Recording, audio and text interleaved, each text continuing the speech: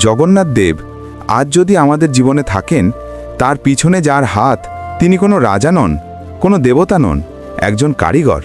আর সেই কারিগর আর কেউ নন, স্বয়ং বিশ্বকর্মা দেব। তিনি দেবলোকের মহান স্থপতি। স্বর্গের প্রাসাদ, সোনার লঙ্কা, কৃষ্ণের দ্বারকা, পাণ্ডবদের ইন্দ্রপ্রস্থ সব তারই সৃষ্টি। একদিন রাজা ইন্দ্রদ্যুম্ন স্বপ্নে বিষ্ণুদেবের দর্শন পান।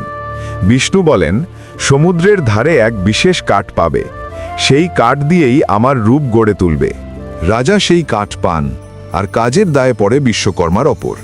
কিন্তু তার শর্ত ছিল, 21 দিন কেউ ঘরে ঢুকবে না, আমি একা কাজ করব। কিন্তু 14 দিনের মাথায় রানী গুন্ডিচা চিন্তায় পড়ে যান, দরজা খুলে দেন, আর সেই মুহূর্তেই বিশ্বকর্মাদেব অদৃশ্য হয়ে যান। কাজ অসম্পূর্ণ রয়ে গেলেও সেই মূর্তি আজ জগন্নাথ দেব নামে পূজিত।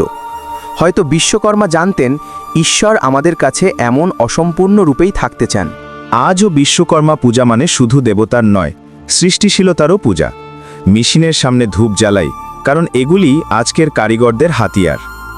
তাই আজ নিজের ক্রিয়েটিভ বন্ধুদের সঙ্গে এই গল্পটা শেয়ার করো, আর ফলো করো এমন আরও অনুপ্রেরণার গল্পের জন্য।